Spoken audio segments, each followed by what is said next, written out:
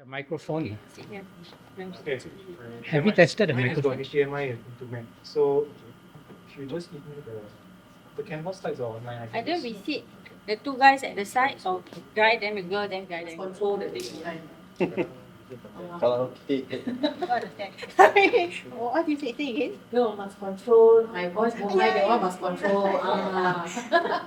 Yeah. We test the whole thing. Testing.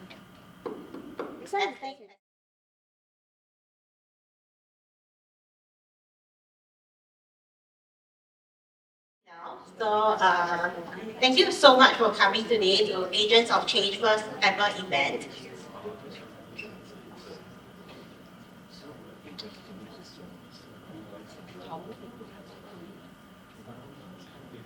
And thank you so much for being punctual. So, as more and more people come in, right, because Singaporean style, we will be starting the panel at 7 o'clock. And after the panel, you will have a networking session. So, just stay tuned for that. Okay, everyone, I see a lot of familiar faces. Thank you so much for coming. Very happy to see you all. Okay, so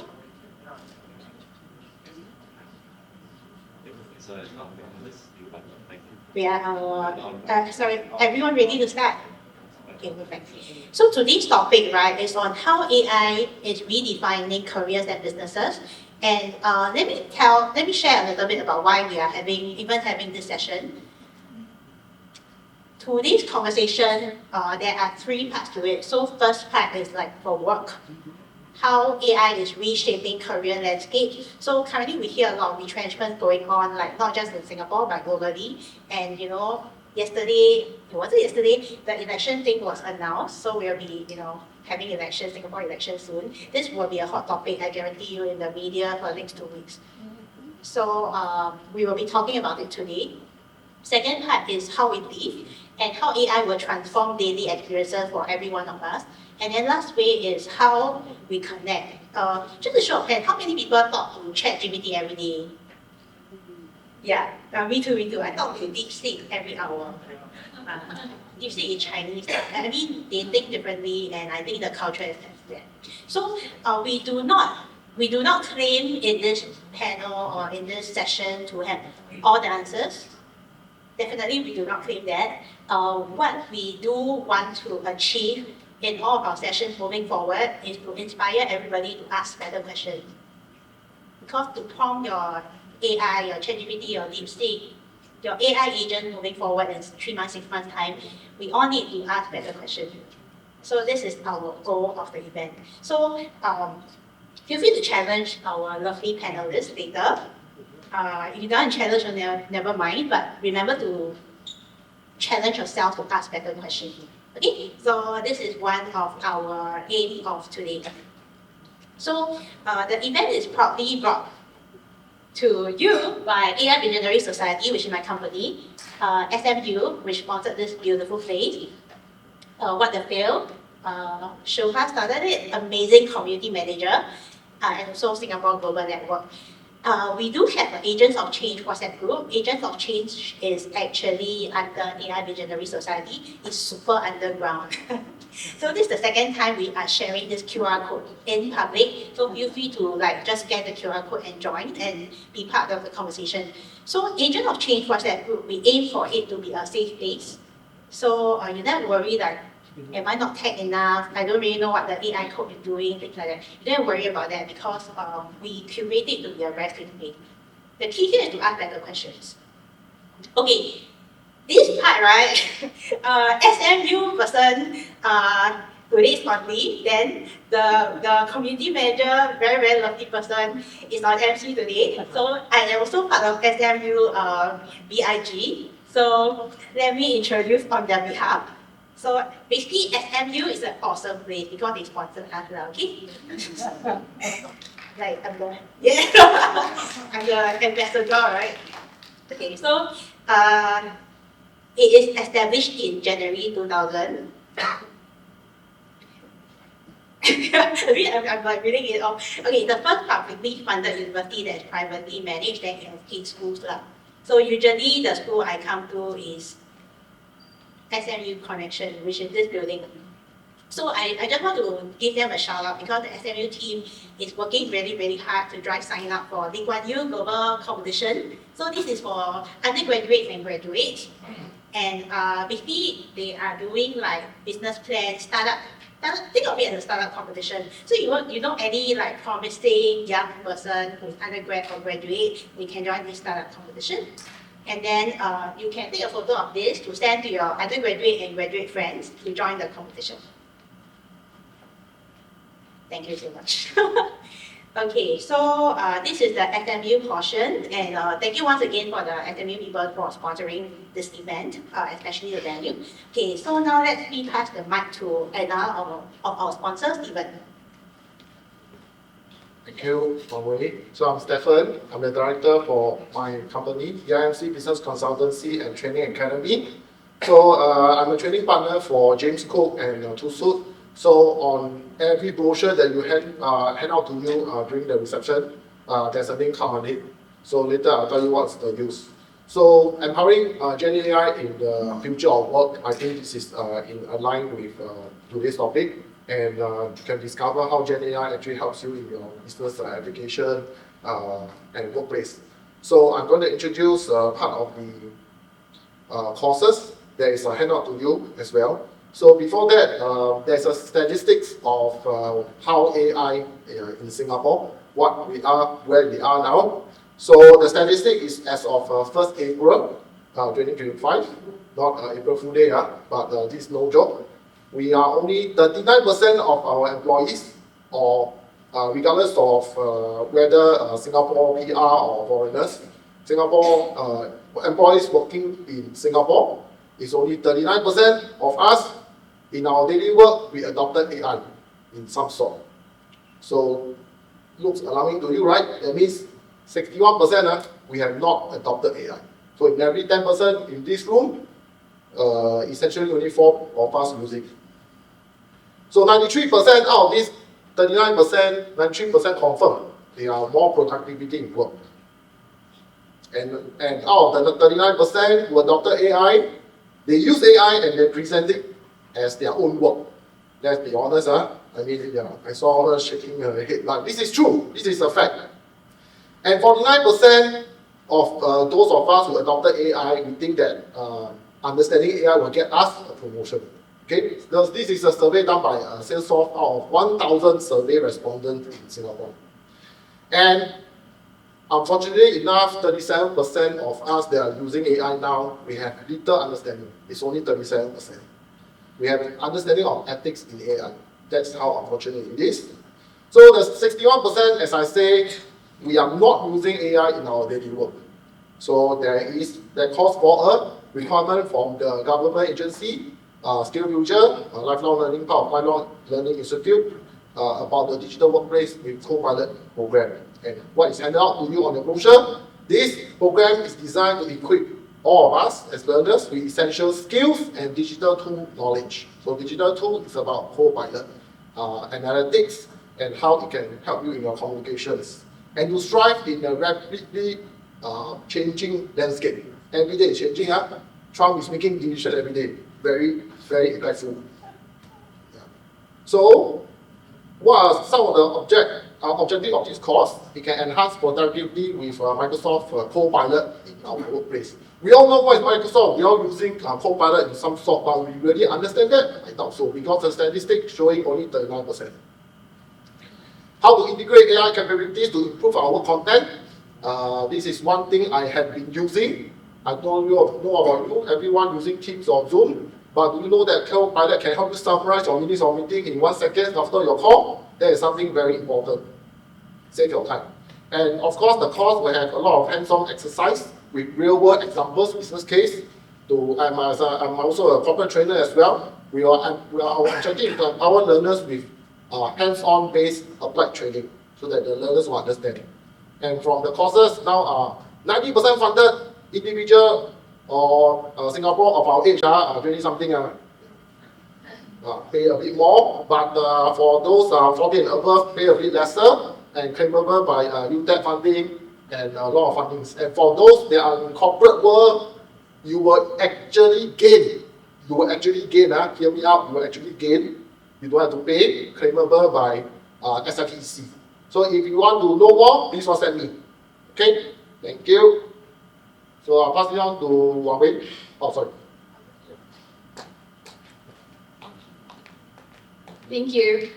Hi everyone. A big round of applause to all of our sponsors and partners for today.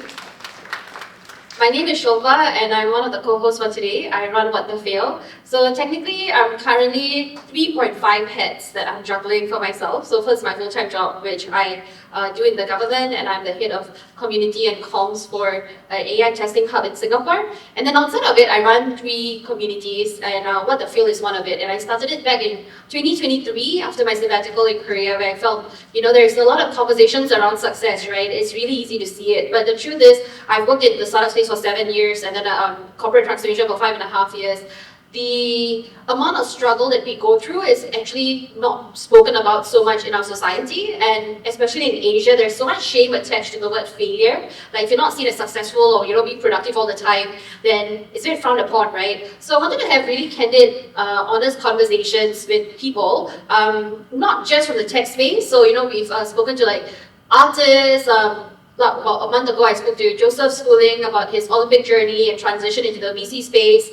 The whole concept of 𝒂𝒑𝒐𝒓𝒆 is that, how can we change our relationship with failure in Asia, and how it will impact the way we talk about it across our ecosystem, across our professional lives, as well as our personal lives. So since we started back in 2023 August, we have done it both in Singapore and Korea, because I was living there for a while. Spoke to over like 40 plus speakers, as well as of today, we have more than 1,600 members who've actually attended either our newsletters, our events, or our sharing sessions. And what can you look forward to? Currently, I'm now full-time back in Singapore. So what we started doing is actually host more monthly events. And then our newsletter, our updated, revised version of it is going to get launched again. It will come out every Friday. And our podcasts, we had our first season 1, we had 5 speakers that we've uploaded on Spotify. And the remaining new sessions will get uploaded there as well. So if you're not able to attend live events, we will be sharing the audio versions on Spotify. And our WhatsApp community is also new, so please join us there. And if you want to keep in touch, right, for now you can just go to Luma/𝒂𝒑𝒐𝒓𝒆 and subscribe, so you get notified about upcoming events. And whoever is attending here today, the post email, I'll share you the link so you don't miss out. But a new initiative I want to share about is, because of the intersection between the work I do at 𝒂𝒑𝒐𝒓𝒆 and my job, we realized that there is so much happening in the world of AI, but it can also be quite overwhelming, especially if you're not coming from a technical background. So one of my passions is actually to support 1,000 women in the coming year to adopt AI in their personal and professional lives. And that's how Women in AI for Good came about, because we also want to harness the power of AI for good. And so far we've had our first event. Next Wednesday, actually, we're going to have our second meetup. Actually, as of right now, it is full house, but if you're interested, please reach out to me. Also, if you're a woman and interested in AI, and what I call AI curious, which means you're not 100% in it, but you're curious to get started, this is also a space for you. Feel free to scan our WhatsApp group chat and join us. And then if you want to catch up with me, that's my QR code for LinkedIn. So yeah, if anyone is curious, you want to partner up, you want to collaborate with 𝒂𝒑𝒐𝒓𝒆 or with Women in AI, I hope to meet some cool people today. And over to you, 𝒂𝒑𝒐𝒏𝒈. Actually, 𝒂𝒑𝒐𝒏𝒈 was a speaker. That's how we met. She was a speaker at one of my first 𝒂𝒑𝒐𝒓𝒆 sessions for this year on the topic of love, sex, and AI. And she was a speaker representing the AI vertical. So yeah, okay, awesome. Okay, have a great time, everyone. Thank you, 𝒂𝒑𝒐𝒓𝒆. Amazing energy. Really, we support the work with Women in AI. Yeah, so the first year event, right, was love, sex, and AI. So I was angel investor in AI companies. So I represented that vertical. Thank you so much for everything. Okay, so this is the most important part of our session tonight. So I just want to introduce our panel. So the topic, right, is how AI is redefining career and businesses. So let me talk about curation first. These four people, right, I personally am very inspired by them because they think outside the box. So the theme of it is thinking outside the box, and I think they ask very good questions when it comes to future of work. So let's keep an open mind when in things they say. So first up, let's introduce 𝒂𝒑𝒐𝒓𝒆. I mispronounced your name again, I'm sorry. Later, okay, give a warm round of applause for 𝒂𝒑𝒐𝒓𝒆. I mispronounce it. And I have his mic, so let me introduce the man. Second one is the amazing Peter. This is very online because users like AI for sales and the sales processor. Next is Masni, transition coach. She helps a lot of people with transitions, especially needed for the each of AI. And my last but not least, this lady I love her so much, Adeline. You need to ask them more questions about the title because they may not be very immediately obvious to a lot of people. So over to you, Brad. I mispronounced your name. Thank you, everyone. And thank you so much for being here, everyone, ladies and gentlemen. Yes? Oh, okay. All right. Okay, it's a good start to be corrected already at the beginning of the panel. So, thank you so much to all of you for coming out all the way here, finding this not so easy to locate SMU connection thing. I mean, the first time I came here, I went to level 3 and I was like, but I'm glad that we get to see all of you here, which makes me wonder, are the absentees on level 3, but never mind. One thing to say about the panel today is we have a rather balanced representation of individuals, okay? So I'm an AI practitioner. I run a company that does development of AI software for startups, as well as digital transformation. Okay, but I also had a bunch of career changes here and there. Okay, originally I was trained as a lawyer, then I went to headhunting, then I went back to school during the pandemic to learn AI, and I don't think I've left yet. Okay, so that's me. So what I'm going to do, the format, I will get the panelists to introduce themselves very briefly, and rather than have a straightaway fireside chat where you just sit down and listen to us, we're going to actually have a Mentimeter polling question thing. A QR code will flash after the introductions are made, where there will be questions posed, where you can, from the comfort and anonymity of your phone, answer those questions, and then our expert panel will engage with it and hopefully give you some insight. Okay, so we have 4 pointed questions that we will throw to you, which again, knowing that we are in Singapore, you can hide behind the black screen veil of your phone so that you don't have to say who you are and have anonymous answers. However, at the end of our Mentimeter anonymous Q&A engagement with you, we will ask any of you who wish to ask questions to ask them directly to us. And then I will moderate, qigong, get answers, and get a bit of dialogue going. And the last part of all of this is the networking as well. Okay, and that's when the panel's over. All right, so let's start with you, Adeline. Maybe a minute to introduce yourself, please. Just a minute, maybe not enough. Okay, hi everyone. Good evening, and thank you for spending time today to join us at our first event, Agents of Change. So my name is Adeline. I am an artist by nature, a mother by choice, and a marketer by passion. So very excited to be welcoming all of you guys today because I officially pronounce this is in the era where we leverage AI to build content so that we can focus on relationship. Okay, so in our multi-identities, in myself, and I'm sure for every one of you here, every day we juggle with multiple identities, multiple things that we need to do in our multiple responsibilities that we have. So in the last 15 years, I've been working for Silicon Valley tech companies.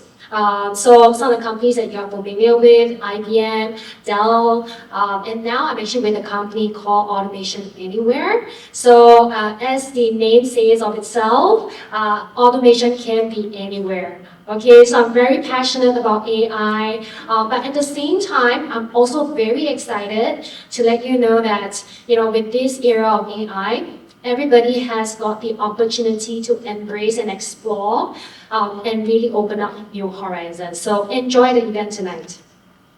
Thank you, Adeline. So it'd be fair to say you're an optimist. Definitely. It's, like in my daily job, I've actually seen a lot of use cases of how AI actually come to life. And not only that, impact lives. Okay, so I'm happy to share more about that later. Thank you, Adeline. And over to you, Masni, a minute of your time to introduce yourself, please. Okay, thank you very much. As you can see, I'm holding paper here, right? So the boomers, we are all here. So hi everyone, I am Masni Goh, Asia's first dedicated transitions coach and also the founder of mycoach.sg.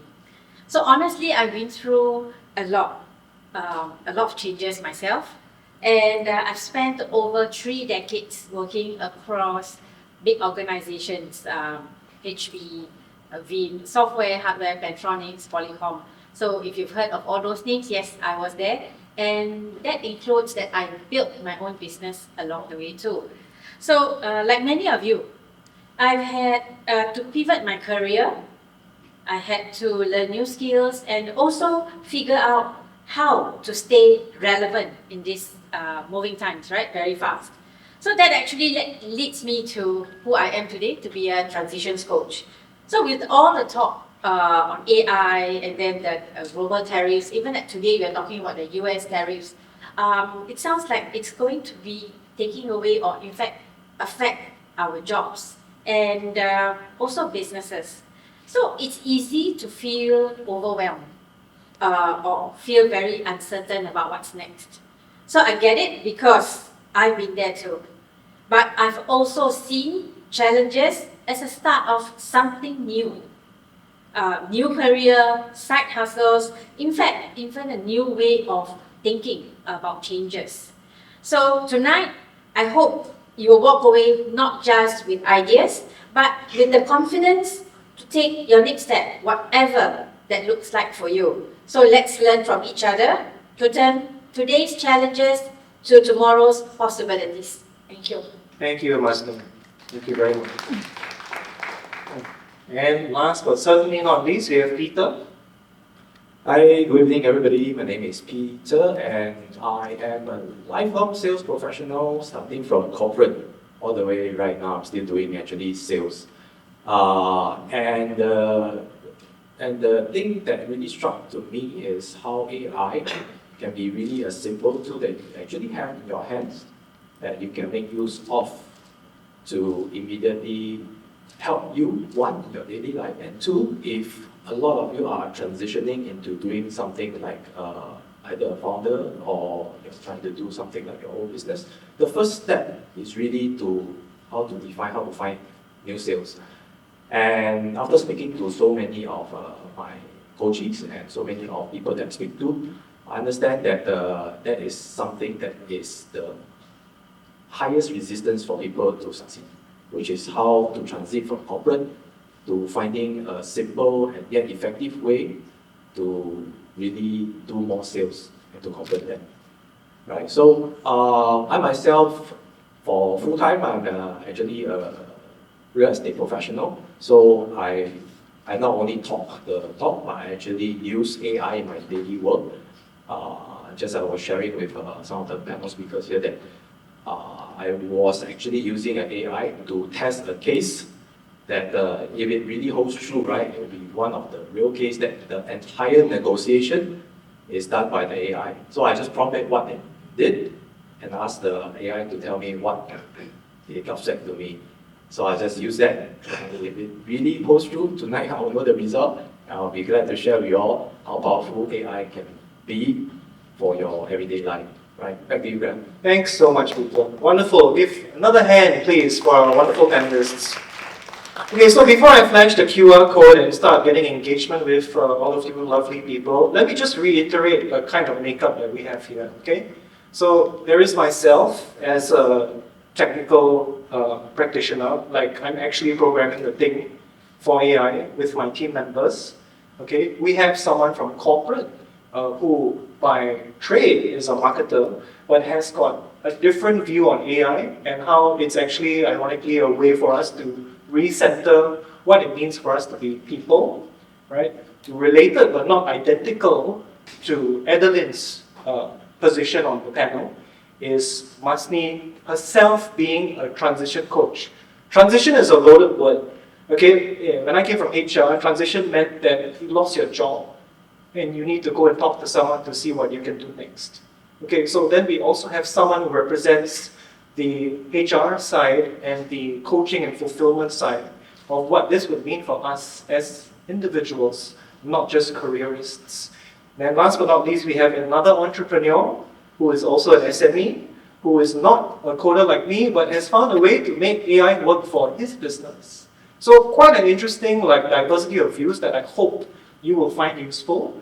And so again, you will get to ask all four of us questions. But for now, if I can direct your attention to the TV screens, either right behind me or to your left, okay, we're going to get you to scan that. Okay, that's a polling software. I think that not every single person will be able to actually submit. There is some kind of cap on it, I'm not sure. But just let us know when you're done scanning and you're inside the poll. And you should see the first question already. Once all of you have scanned, I'm going to open up the polling results live for you to see what people have had to say right here, right now. Okay? Is everyone scanned? Anyone need more time? Everyone is answers us before we have a chance to comprehend what's going on. Okay, the first question is, are you afraid of your relevance and or career being replaced or made obsolete by AI? So the results are quite interesting because I am an alarmist when it comes to AI. You already have a rough idea of the attitude towards AI that the rest of my fellow panelists have, but it looks like the majority of you say no, you are in fact not concerned about being replaced by AI or made redundant. That's an interesting position. We have one unfortunate individual who has reported they have already gotten replaced. I'm sorry, that sucks. And then we have 15 individuals who are, well, that's my bias. I'm kind of afraid to saying that you are afraid. So that's a very interesting way to start off the panel, guys. Who would like to go first? Maybe, shall we start with you, Masni? How do you feel about the results and how does that resonate with your own lived experience?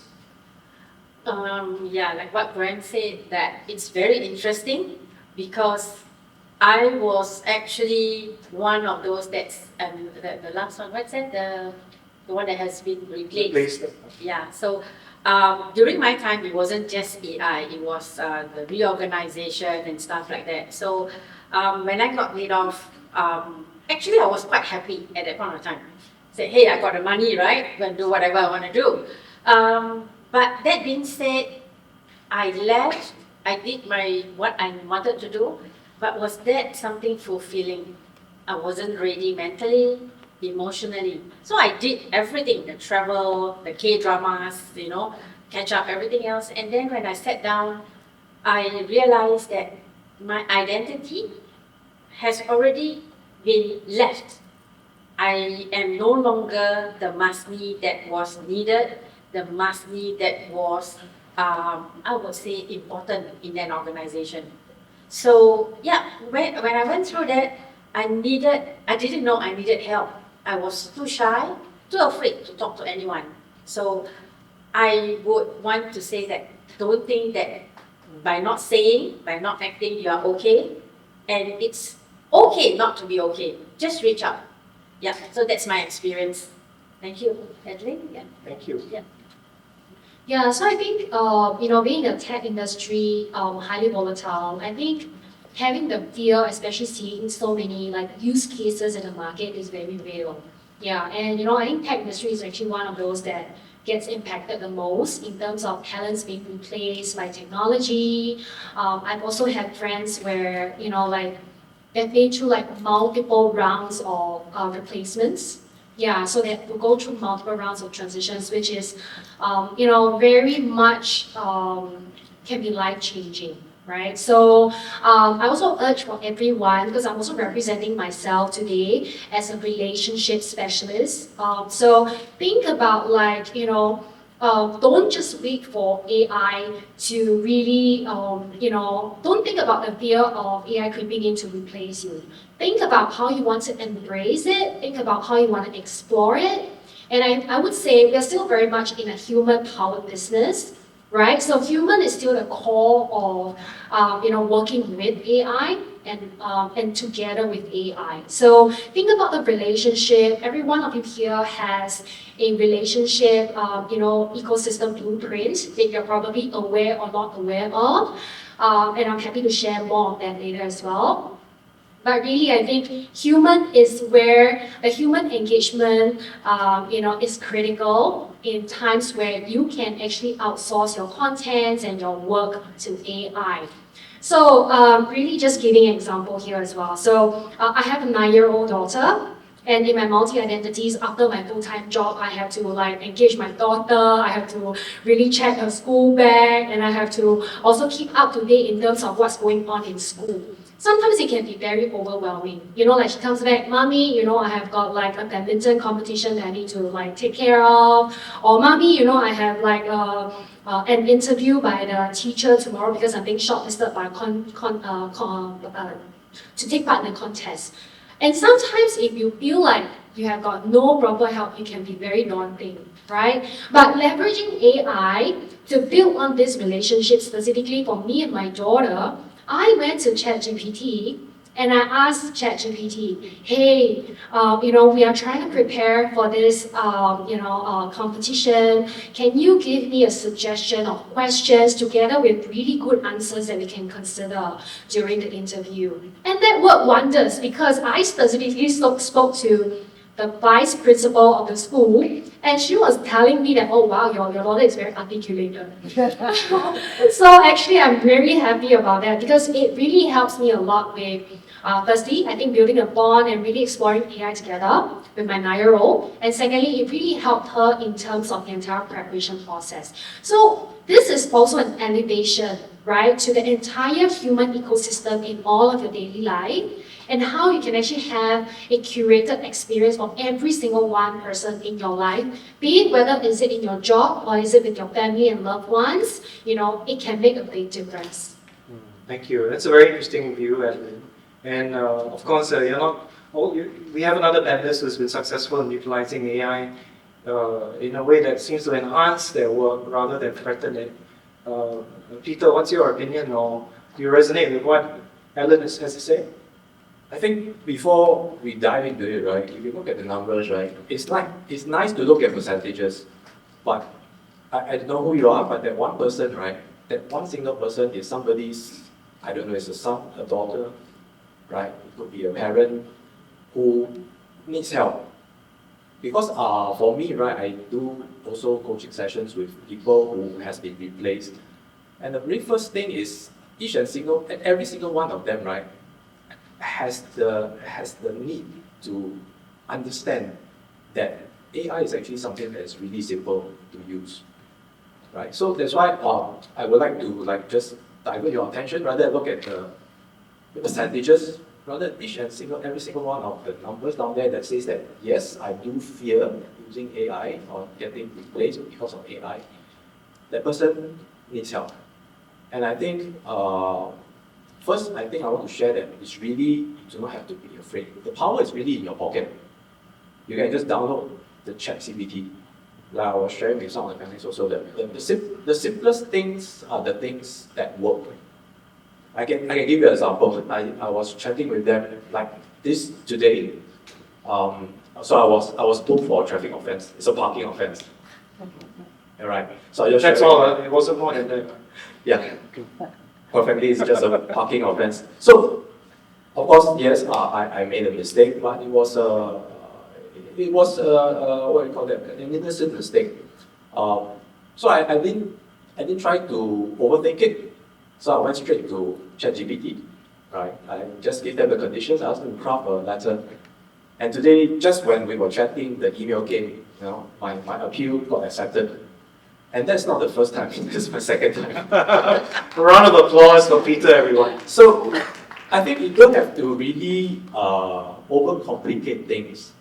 Really what you have in your pocket, that thing that AI called ChatGPT can really do a lot of things to help you in your daily work. So another example I can share is really for me, right? I'm testing, just now I did share a little bit, I'm testing whether the AI can actually be competent enough to handle a whole flurry of negotiation. So because I am a real estate professional, so I handle negotiations daily. So some of the problem is because there's too many negotiations that could really cripple your thinking process, especially when there's so many that comes to you. At the same time, you go handle like maybe 2 or 3 in the same day. And AI is something that thinks very clearly.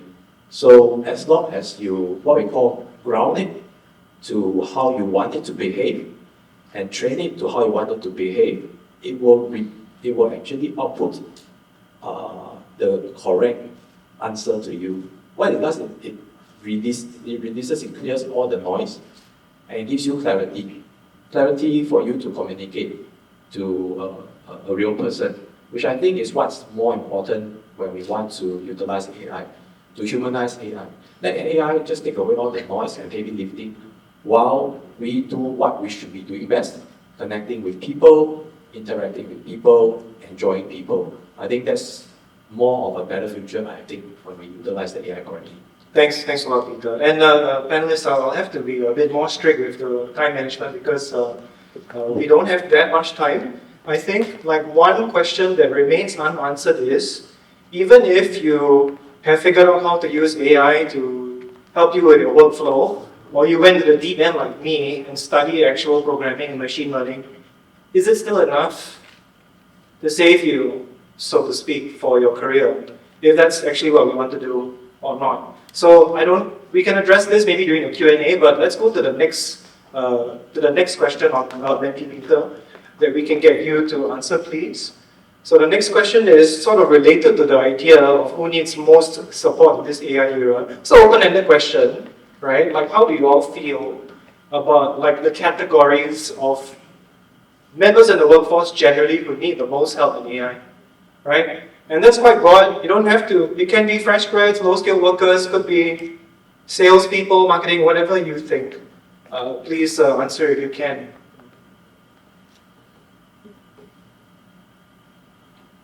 Housewives, medical professionals. The machines need the most of, I would have thought they don't need any help at all, but okay. The machines, children, analysts, low-skilled workers, all right, elderly housewives, admin workers, and frontline. Frontline workers, I assume you mean the police and the SCTF, maybe? Or do you mean medical professionals again? Non-techies? Whoa, okay, that's a lot of answers.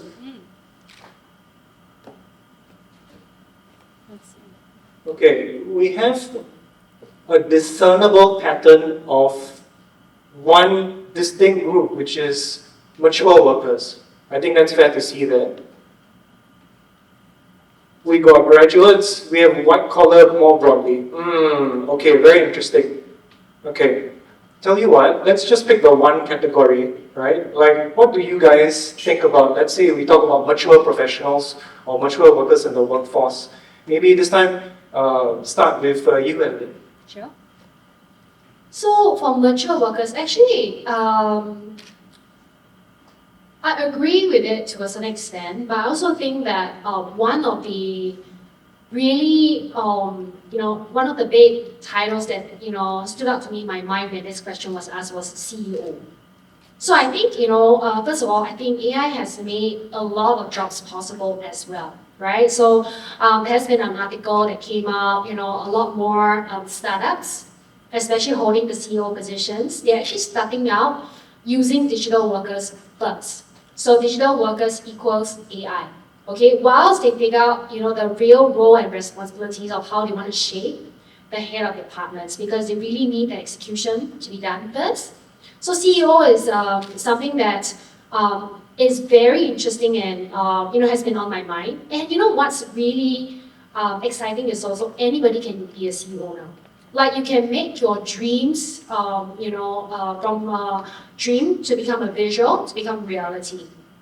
Very much so with AI. And of course, I think with that AI-powered ability, right, again, you can then focus on the human-powered side of things, build the human relationship ecosystem that you have, really looking at a purpose-driven networking and really bring in the right people, combining that with AI to actually help you be, a cut above the rest of defining your role as a CEO. So that's what I really think. Thank you, Adeline. Peter, I'm going to intentionally skip you this time around in the interest of time, but I'll bring you back as the first respondent to the next question, okay? Masni, I feel like we must ask you how you feel about this, given your own experience that you stated in the introduction. Yeah, what I can see here is actually my approach is to work alongside, so building with digital skills and confidence to adapt. So for individuals, I think you just need to upskill in terms of relevance, and then your confidence is actually very important as well, because with that, it can take you another step further. So the future of work is actually about people and technology working together, right? So don't be afraid, or don't be shy to even accept the next step. Yeah, so that's my thought. So even for organization leaders, I was from the C-suite before. I was one of them, and I realized that the creative thinking, AI can't do that. So even the building of relationship, AI can't do that. So it's actually a blend. The usual tasks, as arranging meetings, writing reports, even writing minutes, they can do all that for you, but not, I would say, the human side of it. So yeah, that's from me. Over to you, Peter. We'll pause on that first. We'll go right to the next question in the interest of time, but thank you for the response. In terms of having a side hustle, is that something that any of you have? And there's a reason we're going to talk about this question.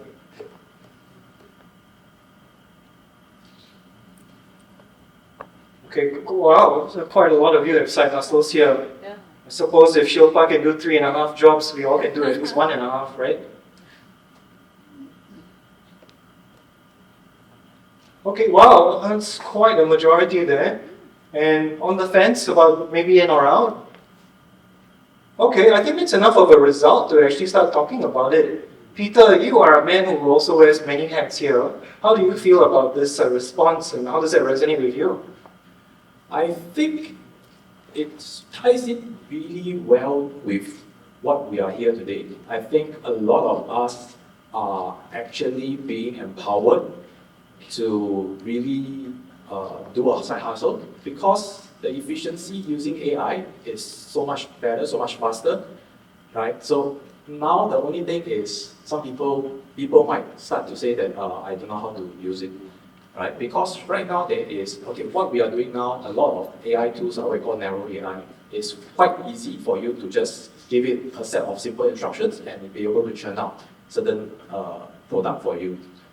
Case in point, so I just finished speaking at an event, and it's a totally new speech for me. So what I did was I just simply prompt it, because of course I have some content in mind already, but I need to tweak it. I just prompt it enough, and the AI generates a whole slurry of all the slides.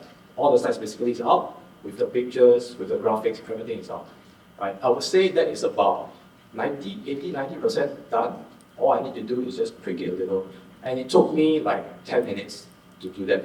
So we are living in a world where actually with the power that we have with AI is actually empowering us to actually do a little bit more side hustles. So that's why I think the results are really not surprising to me.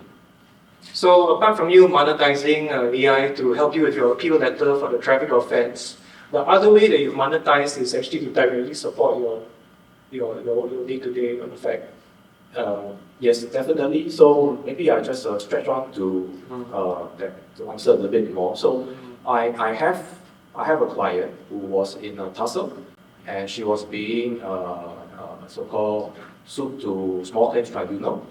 All right, she is a senior, right? So it's very difficult for her, and the legal process can be quite challenging, especially for seniors. Submit this, submit that, fill in this form, fill in that form. So what I did was I sat her down I taught her, like, this is where you click, this is where you copy, and this is where you paste. And she just did these 3 steps. And she was able to come up with a case. Everything all letter, title properly, okay, to submit a case for small claims. So you can see, like, even for somebody who is a senior, right? As long as they have the methodology, the instructions of how to do it, it's actually a very simple thing. And that, I think, is something that's really powerful, right? And we have really, I say, the power is really in your pocket, right? It really helps us in our everyday life. All right, thank you very much, Peter. Okay, so we actually have a 4th question, but again, time is against us. The 2nd question already was a lot to unpack, with the rather pointed answers that a lot of you have to say. Okay, we've talked a little bit about how you can embrace AI. You have, people do have reason to be worried about it, and people have already actually been impacted by it. Okay, so instead of going to the 4th question, I'm going to change the schedule and go straight to Q&A. I fear that I might create too much content by having you answer the 4th question. And right now, what we're going to do is open the floor generally to anybody who wants to ask anything at all about either the results that came out from the answers and how they resonated with you. And if you want to ask any questions related to sort of the implications or content that we've already discussed here so far. And I'm sorry about going on about the traffic offence states. It's only a parking infringement. I serve national service as a police officer, so it's just a bit OCD for me, so I apologize. Okay, but please, if anyone has anything that you'd like to share or want to ask questions from, now's your chance. Yes? I have understood that the AI do helps you a bit like you just churn out, like I want to do a letter, I just churn it out with the right prompt. The point here is that we're using AI to do all these things. How do we prevent that everybody is doing it and they don't use their brain anymore? I mean, like they say, I'm old school, right? I mean, I'm retired, but I still engage myself. But the process of doing something, you have, we are all trained how to do a proper, and now all that is just shortcut, and people just, they say, okay, I have a good result, and they all can write so well. But you can see it's cookie cutter, right? Everything is more or less the same. No doubt it helps a lot of people, but how do we control this that we don't have another generation of people who can't think anymore? Without the ChatGPT or Copilot, you can't write a simple email without making mistake. Actually, from our generation, when we really learn grammar, not mistaken, our presentation is so much better than the fresh graduate who just using short form. So I'm not saying they're no good, but it's just that it's a generation thing. But this is another level that you don't even think anymore. You just put in the points and the things comes up. So how would this, in time to come, there are still people who can write beautiful prose and write, I mean, the Shakespeare in 50 years' time, do you still have those people who can really write really good books and all those things? You know, we don't talk about Shakespeare, but just coming up with something, or everything is generated, so everything becomes so cookie cutter. So how about there's a big danger in that, right? So how about I answer that first, and maybe we can get the other panelists to chime in. So I think that's a great point as well, because it's so easy. We just give, ChatGPT or any of the AI tools a simple prompt, and then everything just comes out, right? So it's at an era where we get convenience just at the snap of our fingers. And to your point, I'm also in agreement, right? Because we still want to preserve the authenticity of humans. Yeah, but in the field of work that I do daily, I really, would say that AI is not 100%. right? There will be people who 100% rely on AI to really do all the work for them. But really, to your point, I think, when you look at the things that AI churns out, different people with different prompts have generated different types of contents, right? And I think what we really want to take a step back here is what is a balance, right? Keep the curiosity, AI is a tool, but it is not everything. We want to use that as opportunities that we can access into. And what does that balance look like? There is no specific measurement to that, but really, for me, I usually take AI as like the first cut, right? And then I think, we have to do the vetting through. We want to make sure that we are giving it emotions. We want the work that we are getting AI to do represents us as an identity. So it still takes a few rounds to revise it. But of course, there's certain people where they just like feed it and take it and deliver it, and it's very like a cookie cutter. But then again, I just want to say that there are the possibilities of really making sure that, you can use AI to represent yourself at an elevated stage as well. Yeah, so for me, I think the AI piece, again, it also allows you to take back some time to engage with other people. Because, big ideas comes from many conversations, right? So there's no stopping you in terms of going to engage with many different people, coming back to ChatGPT and making the output an even more holistic one, which is it's going to be something that not just represent you, but your community as well. Thanks for that, Ashley. And look, I just want to chime in on this point as well. Thank you, by the way, for the lovely question. By the way, as an incentive for you to be proactive and ask questions, you will receive one Starbucks voucher, courtesy of our lovely sponsors at JCI, the James Cook Institute. Please sign up now. So, in terms of the question of the balance between how much AI we should use and how much we should still, let's say in the case of a parent trying to teach the right values and knowledge set and skill set to their children, that's not an easy question to answer. Okay, we can point a bunch of fingers that it should be the government's fault. Kong has to go and fix this for us. That's like the normal Singaporean response that I would also be guilty of providing. But let's control the controllables here. Can I ask which of you are parents? Okay, so maybe for you, Masni, right? I realized that you mentioned to me privately already that not that your kid is very tiny but let's say if you had to go back again, right? How would you answer this and balance the question between education and automation so that you don't have someone who's just prompting away their entire O-levels, right? Versus actually learning a real skill? Yeah, so for me, the goal is to create partnership. How I would approach it is where technology actually amplifies our abilities without compromising ethics and humanity. So that would be the principle if I were to re-educate, if I had the opportunity, right, to re-educate my kids back then. Now they are almost 30. So I would say that the human touch will still have to be present. As much as, like you say, writing books and things like that, for your information, Amazon, whenever you want to publish a book, when you submit, you need to tell them that it is whether fully by AI or AI assisted. So I think that actually gives the quality of the writer in terms of the essence of what they write. So yeah, so kids, being kids, they will go to AI for answers, but I think I've seen a show, a local show whereby during tests or exams, they all came up with the exact answers, and that's how they got caught. Yeah. So I think we just need to re-educate them to ensure that there's this humanity, ethics that's still in us. Yeah. Thank you, Masni. So, any more questions? Yes, you at the back there. Let me pass you the mic.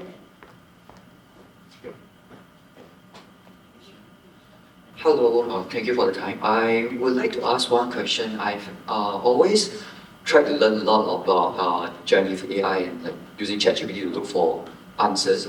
But one constant question that I've always got is, because it may be hallucinating, is there like a practice that you all do such that you can increase your chance that you don't have to keep fact checking whether they are hallucinating? Because sometimes they provide sources saying, oh, they got this data from this source, then another data from this source, or sometimes maybe outdated or it's just confused. So end up, I still spend quite some time trying to verify myself, although it helped to gather all the sources. Like I'm just getting facts and trying to maybe use ChatGPT to help me comb the web for the factual answers.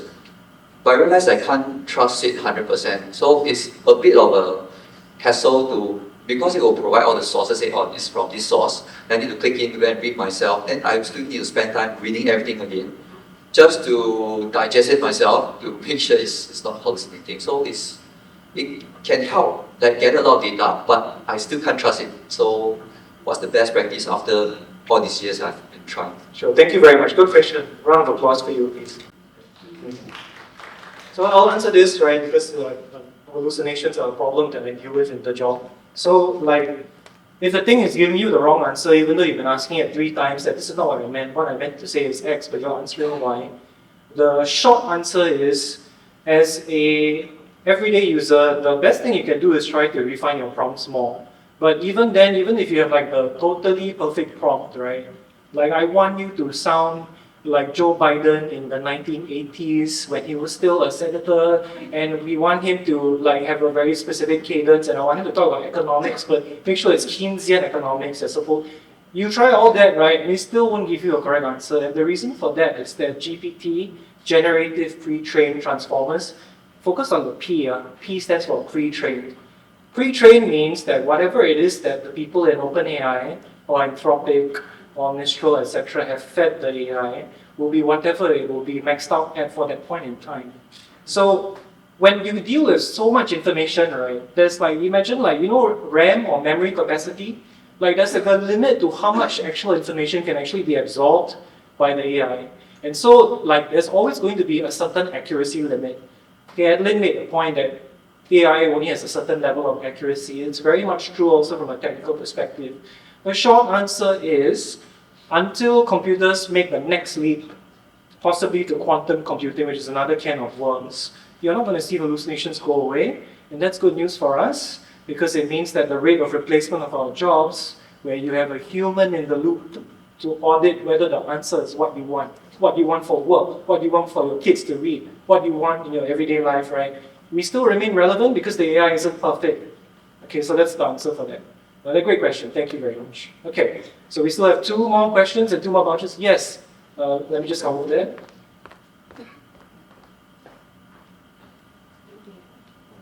Thank you. Good evening, everyone. I'm currently a training specialist for manufacturing industry and also a sales representative for an AI tour guide from the sales and art galleries.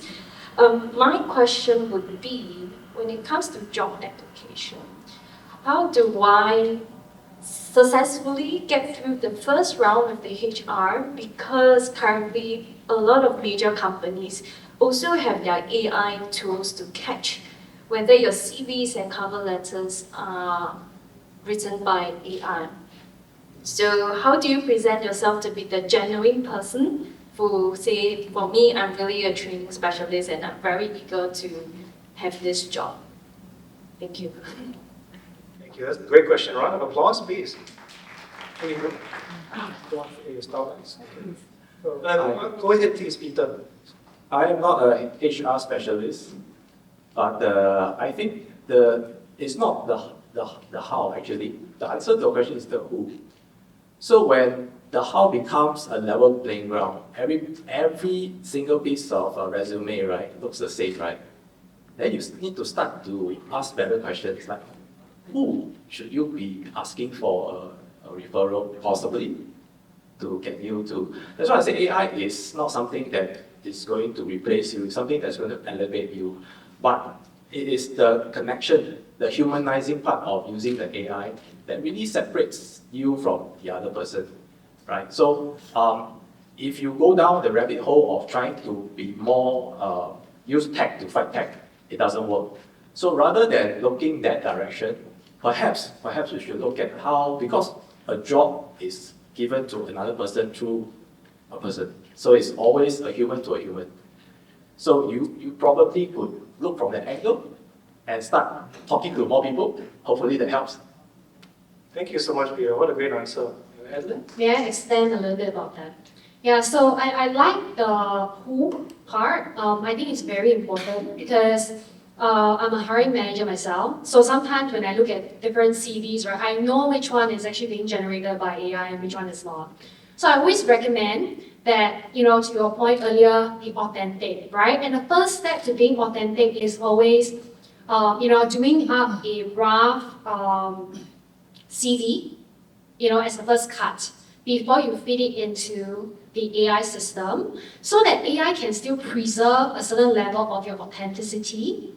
And then the next part, which is, the DNA that I'm in, right, which is in marketing, right? Ask yourself, how do you want to differentiate yourself from other candidates? What makes you stand out, when you stand in the shoes of a hiring manager? Give yourself a brand, really highlight on your identity. And again, it is through the human ecosystem blueprints that you have that you can get ideas, you can, build on them, and really get ChatGPT or any other AI tools to actually help you to package it up so, you look good in front of the hiring manager at the end of the day. Thank you very much. So just a last point on that is, I spent 2 years coaching people on their resumes when I was a headhunter. An open offer which I'd like to extend to anyone here is if you would like some tips or help on actually editing or writing a resume, come to me. I'm happy to advise you. No strings attached. Just happy to help.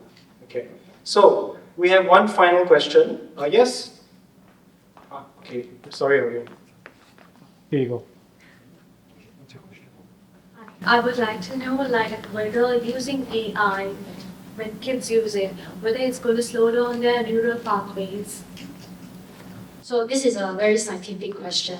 I don't have the direct answer to that, but what I can really speak for is the experience and the engagement level that I can actually centralize around AI with my daughter. Yeah, so we use different apps because it's very inevitable for children these days to be exposed to digital gadgets. Of course, I control the screen time and everything, but I think it's inevitable that they need to be exposed to it as well. Yeah, so what I do is I use that as a center stage where, my daughter and I engage through asking ChatGPT science questions, right? Sometimes I don't know what is the right model answer other than, looking at, the assessment book model answer sheet. But I really want her to learn, get through the process of really inheriting what good looks like from AI. Right? And of course, I think, again, the word balance, right? We want to really balance the curiosity that we have from, technologies like this, not 12 hours a day, right? But basically, it is 1 or 2 hours a day, really engaging in productivity and really meaningful conversations. I think that would be a lot more worthy than anything else, because they would be on screen time anyway. It's just in one form or the other. Do any of you have any experience in psychology and neural pathways? Yeah, so for me, actually, it's just a personal experience that I went through. When I was feeling upset, a little bit depressed, like what I said, we are very shy and afraid to talk to people. So I talked to ChatGPT, I talked to Perplexity, I talked to a couple of the AI tools, to the extent that they stopped me because they said that I think you are suicidal. Yeah, so the questions, the frustration that we have, that as we ask and we ask, so there is still a limitation to AI. So I would think that, I just want to repeat again, that humanity, the emotions, really, AI is not there yet, but it is a good test. So I found out, right, it just told me that, hey, you should stop, and it kept on flagging red words, big red in caps. So yeah, that's my experience in terms of how I went, not that how I got through the depression, but hey, in fact, that stopped me and say, hey, am I doing the right thing? Am I supposed to be doing what I'm doing? So it's a good call out. Thank you. Thanks, Masni. I'll just have one more comment and then maybe I just asked, do you guys want us to take one more question after this? Okay. All right. So no more Starbucks, you're still okay? Okay. So I don't think there's any research right now that definitively has an answer for whether, firstly, the prevalence of GPT and chatbot usage is not a settled fact, right? That gentleman said that 39% only are using, and most of you here in this room are apparently using it. So the first question is, how many of our kids are even using GPT? The one we need to know first before we can answer the question accurately. The second thing is, if we don't have research and objective evidence as to the psychological impact, the neurological impact of like the usage of AI by children, then what you can do, at least if I were thinking about this, like if I was still in law school, would be to go and look at the next nearest set of research, which is the impact of smartphone usage by children. Why smartphones? Because they do the same thing. Instantaneous response, instant gratification, giving you content quickly without you having to wait for it. I'm pretty sure that most of the evidence for the next nearest analogy, which is still not the same, please make sure you do your research accurately, is that it will reduce attention span. Impact on learning rate, none of us here are scientific, so we can't say for sure, but the jury is out, is the short answer. Okay, last question, I'll come back to you, Arun. Yeah. Hi everyone, my name is Arun. I'm a startup founder, and my question is ethics in AI. So we like it or not, AI is coming in every industry and everywhere in all your household products and in every product you're using. So what do you think the company should do to make sure that they doesn't invade your privacy? At the same time, what we should do to make sure that the company doesn't take our privacy as well? So I think, again, I'm not a lawyer, I'm not an ethics lawyer, but because I use AI a lot and I've been following this, so the ethical solution or the legality of it, right, is there are people already, I'm sure you know that there are people already looking at forming laws around the ethical use of AI, and that is in place. But you and I know that laws take time to come out. And you and I know that AI is progressing at an amazing pace, right? I heard that the intelligence doubles every 6 months. That number always changes, but it's very fast. So if something is moving faster than us, right? So what we need to do is we just need to encourage our lawmakers probably to quickly at least ring-fence a certain kind of boundaries so that we know that some of the ethical issues are taken care of right now. Thank you, thank you. Meanwhile, the data is being harvested. So, what can we do about that? So I'll take that point because it's quite an important one. It's true that the first foundation of how your data should be managed and protected is a question for Parliament. We do have PDPA. If you're from Europe, you have GDPR. If you're from the UK, you have DPA. There's so many acronyms which are supposed to protect us. But if we're trying to be real, to echo Peter's point about the fact that technology is way faster than lawmakers, who, by the way, I hope they don't GPT our laws into existence in Parliament, but like, forget about AI for a moment. Think about the last time that society tried to regulate a serious technological innovation, social media. It's not been well policed, guys. Like, again, I am the alarmist here. There are two domains which are usually faster than the law can catch up to. The first one, of course, is technology. The other one is medicine. Okay, so in the case of technology, the last time we had a major disruptive bit of technology before AI was social media. And we all know the various scandals from Cambridge Analytica, the various Senate committee hearings that were targeting all the social media users. I must also point out that at least in the American example, a lot of it was heavily politicized. I'm not so sure how much of it was about genuine lawmaking versus trying to appeal to the left or the right, but that's a different story. Okay, more recently, we also remember our Singaporean CEO of TikTok being brought up to be specifically interrogated on this question. And the other thing that I'm also not so sure about is whether that leaves us with any concrete frameworks. I know that we're trying, certainly in Singapore, the way how we've approached it is quite heavy. We have 𝒑𝒏𝒈, right? So that's supposed to help us for like falsehoods online. But if we think about the kind of ways, don't think about whether it's about 𝒑𝒏𝒈 versus social media now. Now try to think about how heavy governments or how likely governments respond to these things. And now you try to think whether, do you think they can actually effectively enforce it if they were to build a law like that in Singapore, right? Where let's say, for example, the government releases a law that says every single vendor, right, OpenAI, Microsoft, whoever is selling a GPT, right, you have to have a consent mechanism right up front and immediately explain whether or not you're going to be trading the data. So right now, the law will allow you to say no, but if you say no, you're not allowed to use the software. So that's the thing. You can't have your cake and eat it. If you're going to use it, you can definitely expect that your data is going to be mined.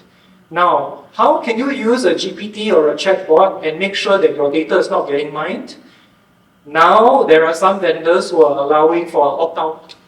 I do not consent for my data to be used by you to train something weird or like to find out like, you know, my own personal life or to find any linkage of information so that you have a chance to identify who I am. So there are opt-out conditions that are already being highlighted, but they're largely voluntary by the AI community. So short answer, look at the terms and conditions, even though they're very tiring to look at.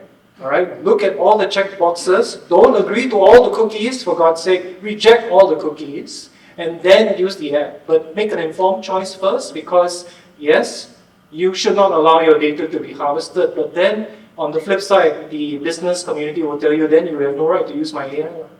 Okay, so that's the balance that no one has a real answer to, but be aware of it, because it's a great question. Okay, that's all the time we have today to raise questions, even if Starbucks was needed. Thank you. All right. 1 week. Thank you, panelists. Okay, warm round of applause for them as well. Thank you so much. Okay, before we end today, right, shall we take a group photo and like video? Give me a minute. Yeah. Should we take away the chair? I think we should take away the chair. Okay. We do have feedback. Give me a minute. Let's take the photo, then we have a feedback form, okay? Actually, while waiting, I just want to share with you. There was one incident, in fact, I was doing a course, right? So I had a question which I didn't want to do it myself, lazy. So I asked ChatGPT, and you know what was the turnaround time? They said, can you please wait for 36 hours before I come up with an answer for you? And I said, is my question so cheap, so difficult or something? So I tried Gemini. And he said, yeah, it's going to take more than 24 hours. So I think how fast that they are, there are some questions which they really, really need to check back. I don't know what they check back. So yeah, it took more than 24 hours for me to get the result for that, my project answer. Yeah, 36 hours.